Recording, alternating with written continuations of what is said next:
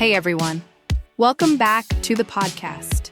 I'm Lily, and I'm super excited about today's episode because we're diving into pronunciation. We're going to talk about how you can sound more natural when speaking English. It's not just about the words we use, but how we say them that can make a huge difference in how fluent and confident we sound. Hey everyone, I'm David, and I'm really excited to be here with Lily. Pronunciation is such an important part of speaking the language, and sometimes it's not just about getting the words right, but also about the rhythm, stress, and intonation. If you want to sound more natural, you have to think about how everything fits together, not just individual words. That's such a great point, David. And so many people focus on vocabulary or grammar, but pronunciation can be the thing that makes your speech stand out. If you're not pronouncing words correctly, even if your vocabulary is on point, it can be harder for people to understand you. Exactly, and that's why we're here today. We're going to talk about some of the most important pronunciation tips to help you sound more natural. We'll cover things like word stress, sentence stress, intonation, and even some tricky sounds that English learners often struggle with. But before we get into all of that, let's talk a little bit about the role of pronunciation in fluency. Yeah, that's a great place to start.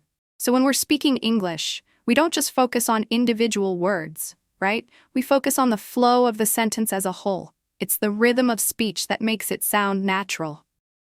Think of it this way. When you speak, the words you say have a kind of musicality to them. There's a rise and fall in your pitch, and this is what we call intonation. Right, intonation is crucial. In English, we use intonation to express meaning, emotions, and emphasis. So for example, if you say, "You're going to the party," but with a rising intonation at the end, it sounds like you're asking a question, right? It's, "You're going to the party?" The same words, but the rising tone turns it into a question. Exactly. And it's the same with statements. If you want to sound more confident and clear, your tone should fall at the end of a statement. For example, "I am going to the party," with a falling intonation sounds much more like a statement than a question. It's all about the pitch. So let's talk about something that can really help make your speech sound more natural: word stress. In English, not all syllables are created equal. Some syllables in a word are stressed more than others. If you get the stress wrong, you might still be understood, but you won't sound as natural. For example, the word record can be a noun or a verb. When it's a noun, the stress is on the first syllable, record. But when it's a verb, the stress shifts to the second syllable. Great example, David. Stressing the right syllable changes the meaning of the word, and that's super important. Another common word stress issue is in multisyllable words, like interesting. Many learners tend to stress the wrong syllable, saying interesting, but the correct way is interesting. You can hear that the stress is on the first syllable, not the second. Yes, that's such an easy mistake to make. And it's not just about individual words, it's also about sentence stress. English is a stress-timed language, meaning that we tend to stress content words like nouns, verbs, adjectives, and adverbs, while function words like articles, prepositions, and auxiliary verbs are usually unstressed. This can be tricky for learners because in other languages, every word might be stressed equally. Exactly. So for example, if you say, "I went to the store and bought some milk," the words store and milk would be stressed because they carry the meaning of the sentence. The words I, to, and are usually unstressed. It's like the stressed words are the heavy beats of the sentence, and the unstressed words are the lighter ones. Right. And this leads us to something else that can make your English sound more natural: linking sounds. Native speakers link words together in a way that might be hard for learners to catch. For example, when saying "I want to go," native speakers will often say, "I wanna go," because they link the words want and to. It's not "I want to go," but more like "I wanna go." Exactly. And another example would be, "What do you want?" Native speakers often say, "What do you want?" because they link what and do you together, and it sounds much more fluid. Understanding these links can help your speech sound less choppy and more natural.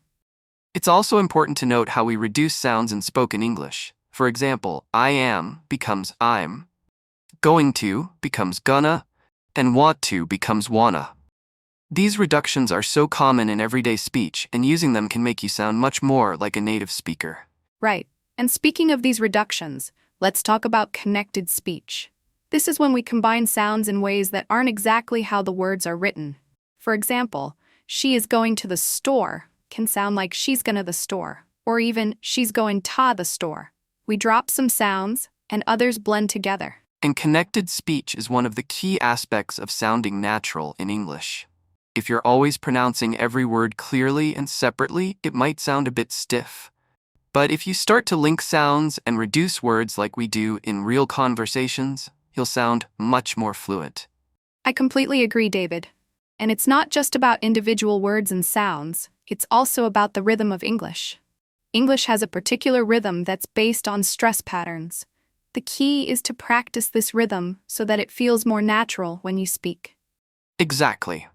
When you get that rhythm right, you're on your way to sounding much more fluent.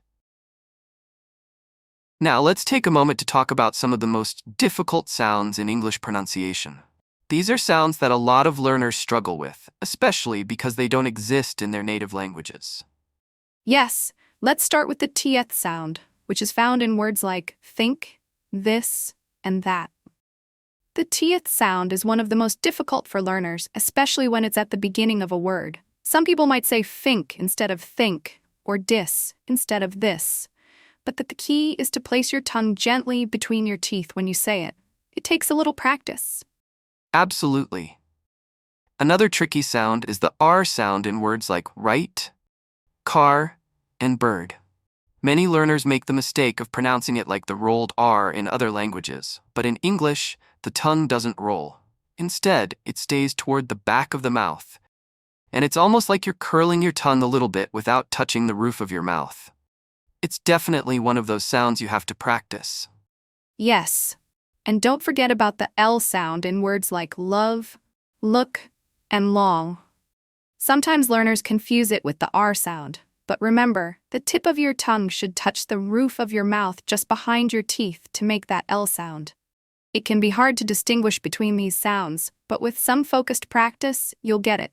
Another sound that people often struggle with is the V sound, as in very, voice, and love. It's important to remember that the upper teeth should lightly touch your lower lip when you say this sound. Many learners confuse it with the W sound, but if you pay attention to where your mouth is positioned, it'll make a big difference. And we can't forget about the shish sound, like in words such as she, ship, and shoes. Many learners say S instead of shish, like C instead of she. To make the shish sound, place the tip of your tongue near the roof of your mouth and push air through without vibrating your vocal cords. Exactly. These tricky sounds require consistent practice. One great way to improve your pronunciation is by repeating sentences with these sounds as much as possible. Listening to native speakers and mimicking their pronunciation also helps a lot. For sure. And let's not forget about intonation when asking questions. For example, in yes-no questions like, "Are you coming?" the intonation should rise at the end. But for what questions like, "Where are you going?" the intonation usually falls. Great point, Lily. Intonation in questions is something people often overlook, but it plays a huge role in sounding natural. Native speakers naturally use rising and falling intonation to signal whether they're asking a question or making a statement. Absolutely. And as we've been discussing today, pronunciation is a mix of several things: correct sounds, word stress, rhythm, intonation, and connected speech. It's all these elements coming together that make your speech sound smooth and natural. Exactly, it's the whole package. So to sound more natural, focus on all of these elements. Practice linking words, reducing sounds, stressing the right syllables, and using the right intonation. It's all about getting the flow of speech right. And don't forget, practice is key. The more you practice, the more natural it will feel. Listening to native speakers, repeating phrases, and speaking as much as possible will make a huge difference over time. Absolutely. We hope you found these pronunciation tips helpful. Remember, it's not about being perfect. It's about being understood and sounding confident when you speak. Exactly. Thanks for joining us today. Keep practicing those sounds, and we'll see you next time with more tips on how to improve your English. Take care. Until next time, folks, keep speaking, keep improving, and keep sounding natural.